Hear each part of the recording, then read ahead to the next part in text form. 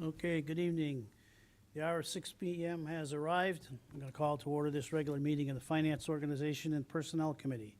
The meeting is being broadcast live on the City of Keene YouTube channel and channel 1302. The video is also streamed on the city's website and is posted on the website by the end of the next business day, barring any technical difficulties. Copies of the printed agenda are available in the wall pockets just as you enter the meeting rooms. The public and other city councilors will be recognized to ask questions and make comments on the agenda item under discussion. After being recognized, all remarks will be made through the chair. I'll not recognize an individual a second time until everyone who wishes has had a chance to speak the first time. Anyone who wishes to address the committee is asked to go to one of the microphones in the room and identify themselves by name and address prior to speaking. Written comments from the public will be accepted at the city clerk's office until 1 p.m. on Tuesdays. Our minute taker participates remotely, so please remember to turn on your microphone and speak loud enough so everyone can hear you. Everybody is present, so we're all set to get on our printed agenda. The first item is BCM environmental law, land law. Mr. Hanna. Nice to see you. Tom Hanna. Green light. Okay. I'm Tom Hanna, and I do work for BCM Environmental and Land Law, and I'm here on behalf of the Monadnock Conservancy. You have my letter from, I think it was June 17, requesting that I'll call it contribution from the city to the Monadnock Conservancy be authorized by the city council and be the amount be set, which we have proposed, be $234,000 and change.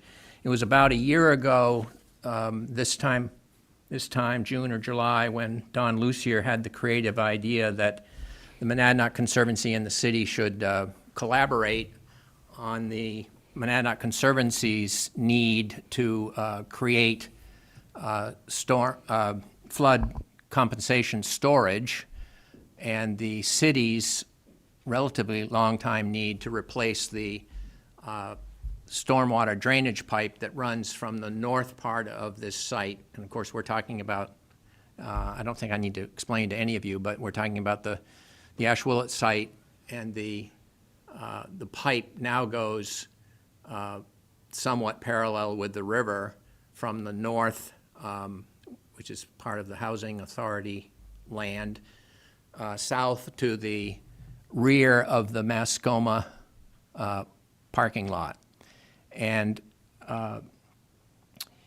we think it is clear that this collaboration will benefit the Monadnock Conservancy far more than the straightforward replacement of the pipe, which is what the city would have done if it weren't for this gift of land to the city.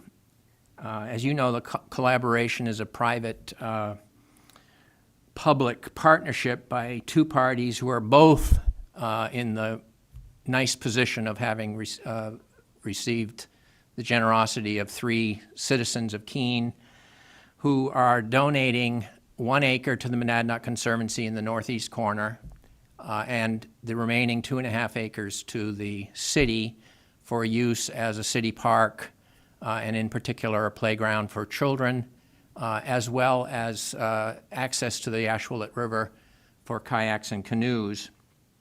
The concept of the collaboration became more formal when representatives of the Monadnock Conservancy, including board president Peter Hansel and the Monadnock Conservancy's engineer Lisa Sargent, both of whom are here, and I met with Don Lucier, Tom Mullins, and Amanda. And at that meeting, it was agreed that the Monadnock Conservancy would take responsibility for not only the installation of a swale for its own purposes, but also for the replacement of the remaining part of the city's storm drainage pipe, and the swale will have the same function as the pipe. It'll be a swale that'll have the ability to convey drainage, and it will convey the drainage from the northern half of the site to about halfway, where it will then connect with a new replaced pipe that the Monadnock Conservancy will also, its contractor will also install.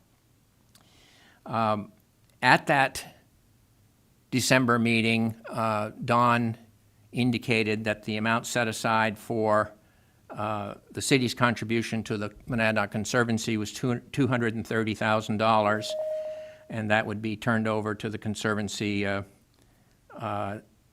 for this project. The Conservancy budgeted that amount, relied on it, and even though it's a big sum, it still is quite short of the contracted amount of $269,000 that the Monadnock Conservancy has signed, and you've seen some of the activity out there. It's begun. The differential between I guess I should say that I prepared a memorandum, I think, that was in early May, could have been the end of the previous month, that memorialized the agreement with the city and indicated that the amount to be contributed by the city was $230,000. Well, on May 8th, Don sent an email indicating that the $201,000 was actually incorrect, that the amount was $201,400, and he sent a copy of the CIP. And just not to get into the weeds too much, but the CIP was an estimate for a whole slew of flood projects, and the estimate for the replacement of the pipe was made in 2019, and the amount was $189,000 and change. And then the CIP says right on it that there will be a 3% per annum inflation factor, and then it indicated that as of 2021, the figure allocated for this project, for the city's project, was $201,400. So that would be a substantial differential for the Monadnock Conservancy. And we're here to try to avoid that shortfall.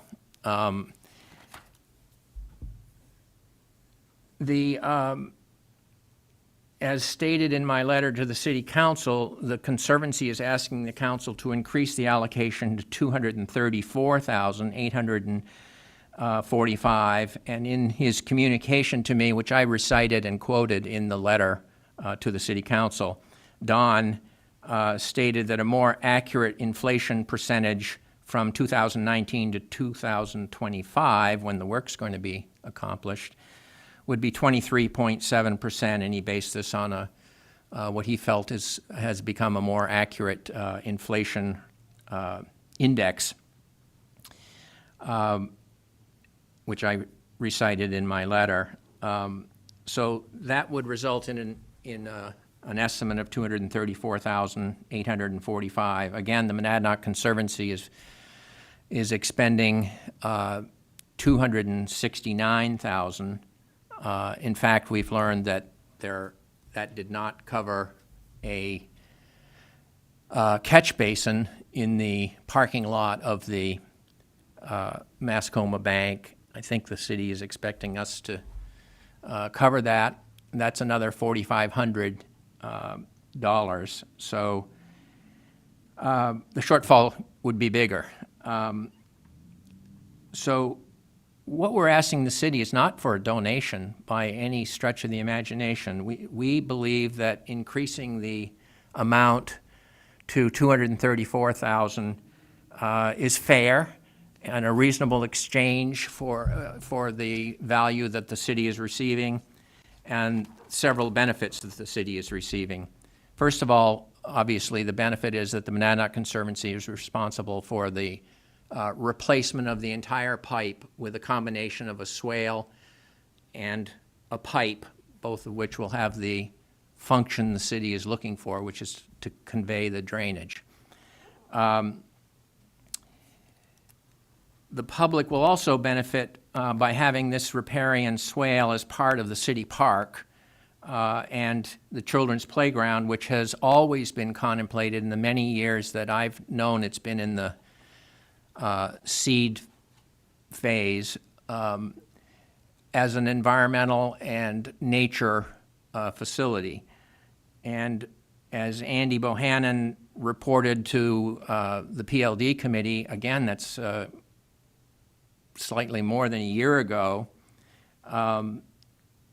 that the Ashwillet River Park Advisory Board, which he must be a advisor to, looks forward to the educational value that this development could add to the parks, specifically with the Monadnock Conservancy's headquarters there, and possible collaborations with the Antioch University of New England. Andy stated that the City Council should keep in mind that education for the natural environment should be a priority for the designers of this city park. Councilor Williams at the July PLD meeting stated that the riparian swale is characteristic of a creek and will provide habitat for native pollinators and aquatic species. So another benefit, so that we have the wildlife and the environmental benefit, we have the fact that the Conservancy is obviously responsible for the project. Also, the Monadnock Conservancy anticipates working with the city, sharing responsibility for the maintenance of the swale. As someone said to me, the Conservancy is responsible for making sure that the storage capacity, the flood storage capacity, is retained, and to the extent that they have to engage any equipment to go in there, it wouldn't take much to muck out some of the silt that might have been caused by passage of time, and that's the kind of maintenance the city has to do for its own purposes. Similarly, Monadnock Conservancy, and as it stated here a year ago, is very interested in working with the Parks and Recreation Department on maintaining native plants along the banks of this swale. As Ryan Owens, the then executive director, said, there's nothing that the Monadnock Conservancy staff likes more than to eradicate invasive species, so they'll be out there all the time getting rid of invasive species.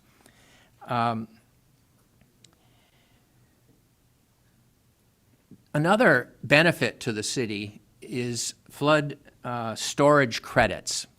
The swale has been designed and will be built so that it doesn't have any excess storage.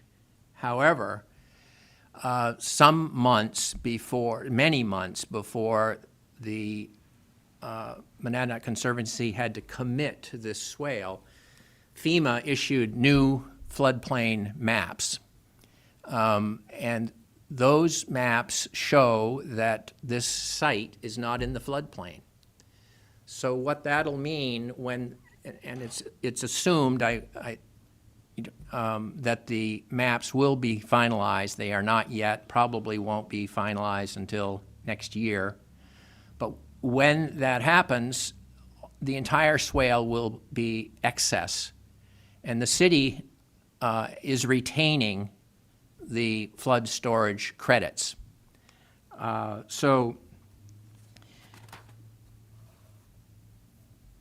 they will provide the city with the opportunity to dole out those credits to a developer who is developing something within it's called the hydraulic reach in the area, and it goes south of the Colony Mill as well as north all the way up to the American Legion fields. The city can dole those out to a developer that can't build without flood storage compensation, or it can sell them. It can monetize it and sell the credits. So that is yet another benefit that the city will derive from this swale. And I guess last but not least, I would suggest to you that the Monadnock Conservancy is a highly regarded land trust. Serves the region, as you know, currently is renting and has rented for a long, long time in Keene, but it wasn't always in Keene. I think it's a benefit to the city of Keene to have the Monadnock Conservancy located, have its headquarters located here in Keene. And the Monadnock Conservancy has benefited the city of Keene directly with projects such as the rail trail, with contributions of money and advice, and is a good nonprofit to have as part of our city. So with that, I'd urge the committee to endorse the $234,000, the exact amount that I put in my letter, and to authorize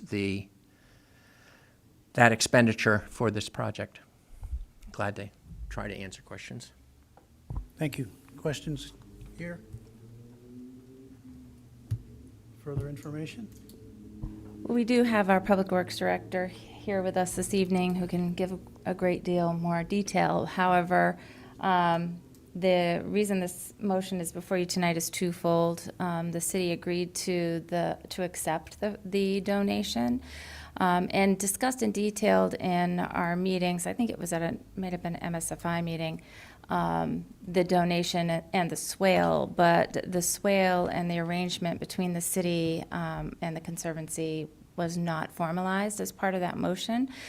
And then further, the funds that we had set aside for this project fell short of where we needed to be. And so those are the two reasons the motion is for you this evening. Don Lucier has looked at our Stormwater Resiliency Fund, and we do have the funds available to be able to support the $234,845. Okay, thank you. Yes, sir. Thank you. I guess, just because I haven't gone out there and looked at it, is this going from, because north of it, there's also some kind of drainage. Is this going from a pipe to swale to pipe, or is it swale to pipe? I guess, I don't know what's above it. I think it's going to be swale to swale. I think an excellent segue for me. Thank you, Councilor. Don Lucia, Public Works Director. So immediately north of this project, this property, it is a existing open drainage ditch. It's an open swale. It's actually part of a series of drainage ditches that the city obtained easements from the Colony and Faulkner Company, I think was the original manifestation, very long time ago. And it actually goes all the way up to like Portland Street at the end of River Street, through the backyards and everything else. So it's a network of drainage ditches that it connects to. There's some pipe sections under the roadway in Castle Court. And actually, Castle Court was sort of the model for the arrangement that we're talking about. So if I may, Mr. Chair, taking a step back, and I will say, pretty much nothing that Mr. Hanna, or Attorney Hanna, said tonight I disagree with. And I do feel a little culpability with the issue, because I did misspeak during that December meeting, and I kind of gave them the wrong number. They came to rely on that number, so I do want to apologize for that confusion. So back in 2019, as we were preparing the CIP, this concept came forward of donating this land for a city park and using it in that way. One of the things that immediately popped into our heads at Public Works was, well, if we're going to build a city park on this property, this pipe that we know is at the end of its useful life really needs to be replaced before that happens. So as part of developing the CIP, we put the funding for that work in the CIP. But at the time, we really didn't know what the park was going to look like, what components, if there was going to be structures, what have you. So we budgeted some money to replace the pipe, but we put the project kind of on ice until the plans for the project became more developed. We budgeted assuming that the project was going to be constructed in 2001, as Attorney Hanna said. Obviously that didn't happen, so we're here tonight. Typically, when we prepare cost estimates for the CIP, we estimate in today's dollars, whenever today is, and then we assume a 3% rate of inflation. That's pretty much on all of our CIP projects, you'll see that included. So when this question about the discrepancy in the budget versus the numbers that were quoted earlier came up, we did look at what would we have budgeted if we had gone back in time and we had known that we would be building this in 2025. So just assuming a 3% inflation from 2019 to 2025, we would have budgeted about 226,713. Thank you. Just there in itself, we are basically very close to the number that we're talking about. But because I did feel this level of guilt with creating the confusion, I also looked at what the actual construction cost escalation has been over the last 5 years. And that's actually how I came up with the larger number that Attorney Hanna included in his letter. That's based on the Engineer News Record. It's an engineering publication, trade journal, basically. And their look at what construction costs have actually done during that time period. So that's where that number came from. I will reiterate that I agree with Attorney Hanna that this concept of an open drainage swale does have benefits for all parties. I do think that long-term, it's something that is easier and cheaper to maintain. We won't have a pipe to replace in the future. It does have educational benefits for the Conservancy as well as the folks using the park. It does provide the habitat for wildlife. So I do think that there's some intrinsic value in having a more natural solution to stormwater management. Usually it doesn't work for our projects. We can't build these large swales in the roadway all the time, but in this project it would work. So I'd be happy to answer any questions. Go ahead. I had to imagine before you got up that you had probably extrapolated out that number and gotten to the 226 and you rounded to 230. And it sounds like both sides of this are rounding around that 230 number. So it's all, I think we're plus or minus $8,000 of extrapolating it out versus if the number that you're asking for here, or that the group is asking for here. So it makes sense. Though building a mosquito den this close to my house, I'm a little worried about, but no, thank you. The nice thing about natural swales, Counselor, is that there's lots of frogs to eat those mosquitoes. A couple of bad houses. And you're never home. So Never don't worry home, so it about doesn't matter. Yeah. Okay. Anybody else? Members of the public wish to speak? If not, motion, please. There's two options. Yes.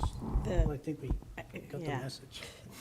Move to recommend that the city manager be authorized to do all things necessary to negotiate and execute an agreement with JRR Properties LLC and the Monadnock Conservancy for the development and donation of parcel number 567-001, Lot 2. As part of that agreement, the city will reimburse the Monadnock Conservancy for the replacement of the city's existing drainage infrastructure with a combination of open drainage swale and the new stormwater pipes in the amount of $234,845, with funding to come from the Stormwater Resiliency Program, 75 Emerson Mother, 00621A. Second.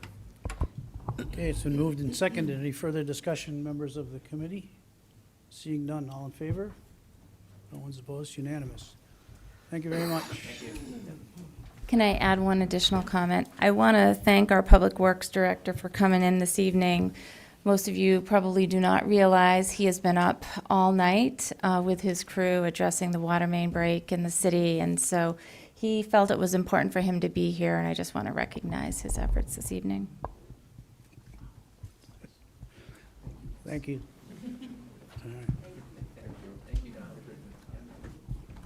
All right, the second item, we have a letter from one of our counselors. You want to join us? I think we're going to approach this with you telling us your submission and knowing that there's a lot of unanswered questions. We want to get it on the list here and talk. Did we just vote? Yes. Yeah. We have a list.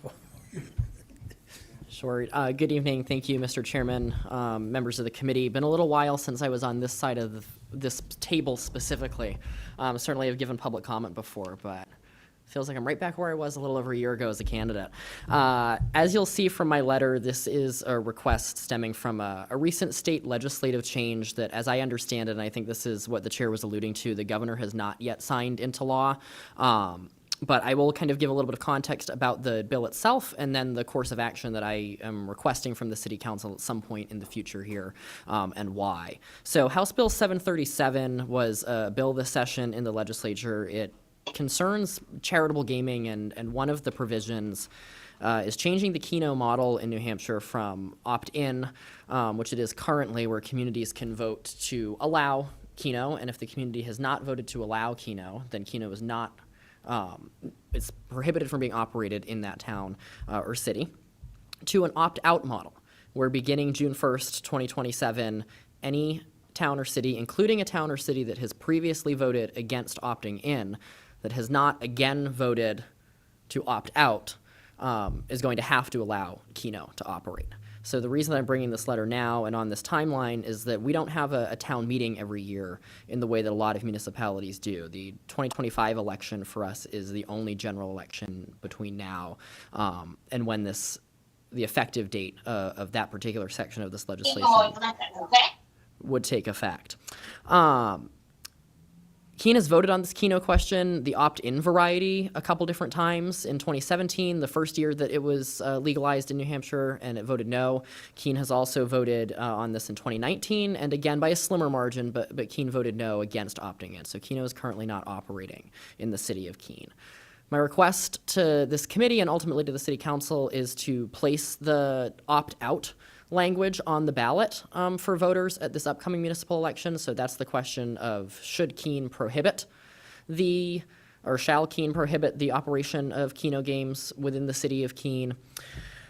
This is not really about, whether I think we should have Keno or whether we shouldn't have Keno. It's about who gets to decide that question. I think the people of Keene should get to decide, even if the end result ends up being the same, at least as the voters here and not legislators in Concord that made that decision. Thank you very much. Any comments here? Go ahead. Thank you, Mr. Chair. Just a process question, since it hasn't been signed into law yet. Is there an action for us to take tonight other than waiting, or can we act tonight to recommend to the council? And can the council then take action if the governor hasn't signed it yet? Just thinking out loud, if you were to vote one way or the other to send it up to council, the next council meeting, if this is still unsigned, wouldn't really have anything to act on. So, not sure what would happen. I think council might have to put it on more time at that point. So there's also the conversation that the clerk's office and I would like to have about how this would unfold operationally, because a part of the bill includes a hearing that would happen at city council before it can be put on the warrant or for the ballot. And the city clerk is not here, and I'm not prepared to explain that to you quite yet. So we would recommend that it goes on more time here, so we have the opportunity to explain at the committee level and give some time to see what happens anyway. But it's not impossible if you wanted to just send it up.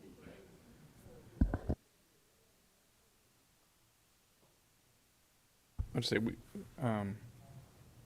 is it possible we could also just modify the motion to basically say the move to recommend, I'm not making a motion, I'm making a question. Move to recommend the request to place Keno question on the 2025 municipal general election ballot,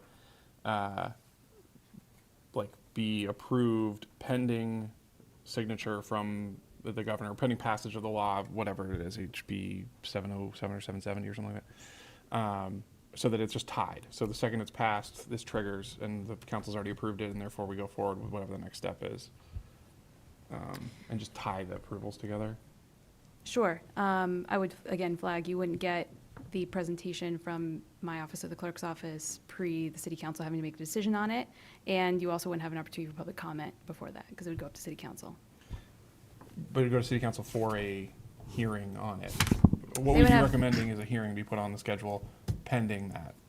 I guess that's really what the action would be, is move that we schedule a hearing pending the approval of HB 7, whatever. Yes, and I just want to flag again, I 737. want to put together a little bit more robust explanation for you of the bill, but I can tell you just from having looked at it that the timing of that public hearing is extremely strict in the bill, so it's not like contemplation of this question would be very close in time to the public putting in comment. It would be like a flash in the Yeah. pan, right before the election, that they would have that opportunity at that hearing. And that's where the reason I'm sensitive to putting this out here now is basically saying, because I not to go too much into commentary at this point, but I generally agree with the concept of the voters get to decide on this. We shouldn't hold them back from being able to decide on it. I'd rather just trigger this to go forward and say, yes, we're going to put it on the ballot if this gets signed. And figure out what that process looks like between here and there. But I think it needs, if there's an opt-out process, we need to give them the opportunity to opt out. Sorry. 1, 2, 3. Go right ahead. Yeah, I mean, I'll say that I would lean towards, putting it on more time just to have some more discussion. I don't think it's super time sensitive that we send this to council now. And we also don't know if it gets vetoed, if it goes back to the House, does it then get passed again? Like, I'd rather wait until it's been signed into law to actually take action. But I was more just curious as to whether or not we should or shouldn't. So I would lean towards probably just putting it on more time tonight. Colonel? This comes a really tricky one, because what I heard is they're getting ready to pick 3 days in August. There's about 60 bills that the governor hasn't signed or make. And so after those 3 days, if she doesn't veto, some of those bills automatically become law. And then we've got the election in November. And so when we're going, say, the end of August to getting these, having the public hearing and getting these ballots printed, then we get into a real short time. And then that's where I would more favor your possible one, because we can react, or as a full city council, we have the ability to kill it at any time Especially with our vacation schedule coming up. with the vacation schedule and stuff coming up. Counselor? Yeah, thank you, Mr. Chair. I'll try to address as many parts of that as I can. I came here tonight expecting the committee to put this on more time and hold on it. As indicated in my letter, the city attorney is correct. There is a really tight time frame for when the public hearing can be scheduled. It needs to be between 15 and 30 days before the question would be voted on. So we'd be looking at October for the public hearing. I'm not sure about the city attorney's comment about, I kind of heard two comments about public comment. Tonight is the public comment for this. It's on the agenda tonight. Not quite as much public turnout as last night's PLD meeting. But certainly folks had the opportunity to be here and to weigh in on this. I think I am comfortable putting this on more time because if you're looking at the end of August for our meeting, I mean, we're going to know if the governor has signed the bill or not by the end of August. And I have seen the council in my short time on council get wrapped around some tricky process questions, and I would hate to see the substance of this request get lost in a little bit of a convoluted motion, although I appreciate Councilor Remy's support. Excellent observation. Members of the public wish to speak? All right. Whose motion is it? Oh, we know where this is. Move to place this item on more time. Second. Okay, I was gonna amend it, complicated. moved and seconded. Any further discussion, members of the committee? All in favor? No? Opposed? 3-1. Thank you. If he was good with it, I was good with it. I'm sorry. I did come late, but I'm here. And we have a grant, spring grant for youth services.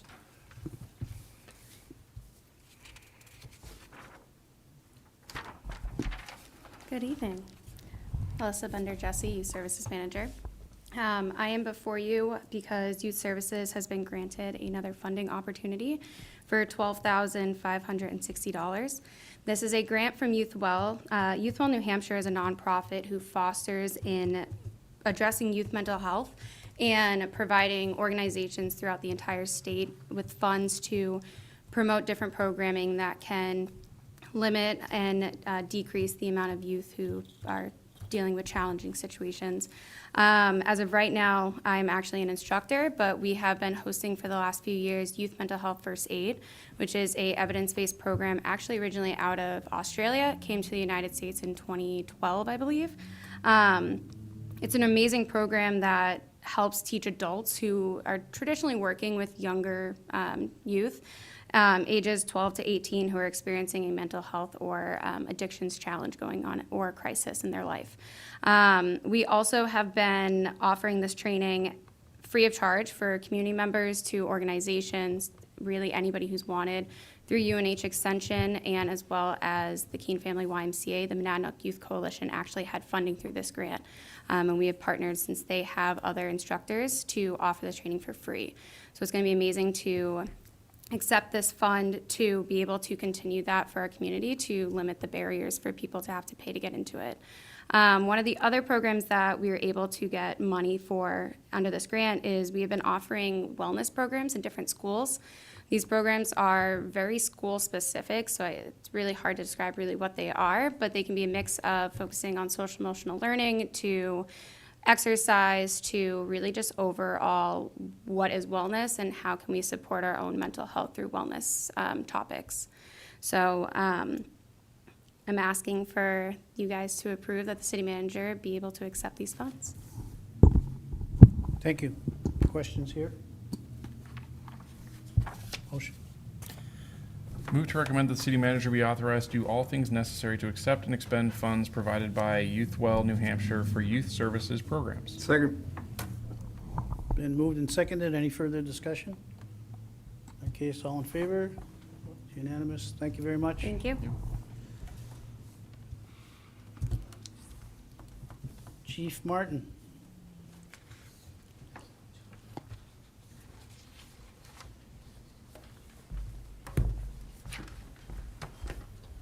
Thank you, Mr. Chair. Jason Martin, Fire Chief.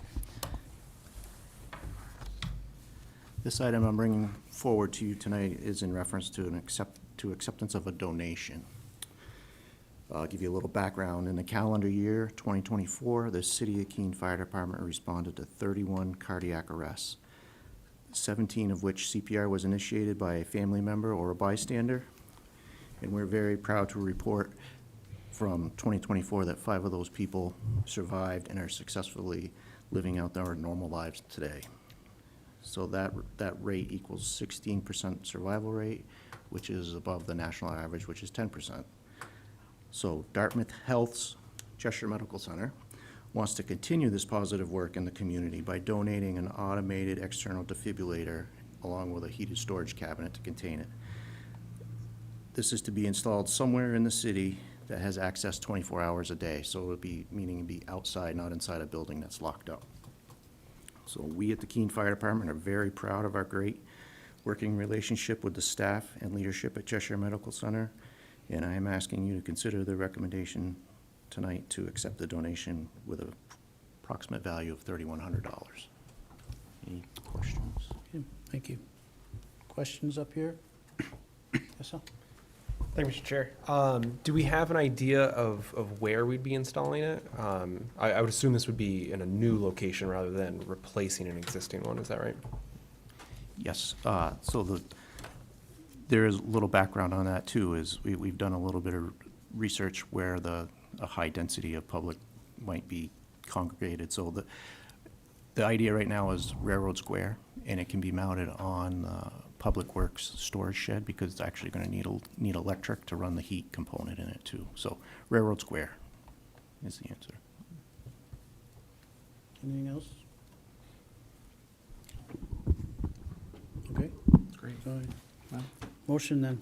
Move to recommend that the city manager be authorized to do all things necessary to accept donations of an AED from Zoll Medical and outdoor AED enclosed from Dartmouth Health, Cheshire Medical Center, and AED team. Second. Okay, it's been moved in second. Any further discussion, members of the committee? Seeing none, all in favor? No one's opposed, unanimous. Thank you. Thanks, Chief. Thank you. And the last item is a skate park fence. I think I can, this is going to be an easy one for you. Yeah. We're going to request that you do a motion to withdraw this item. They've been able to find funds in their budget to accomplish this. Okay. Back to you. How does that work? Just Motion to Move to withdraw. Oh, okay. I didn't know if there was something more to it. Motion to, move to recommend that we withdraw the motion. Do I need to read the motion? No? Just move to accept the with request to withdraw item A5. There That's you good. go. So moved and so seconded. All right, moved and seconded. Further discussion? All in favor? No one's opposed, unanimous. Thank you all. We are adjourned. All right. Almost as long as the PLD meeting. I watched that live last night. I don't think I've ever seen you.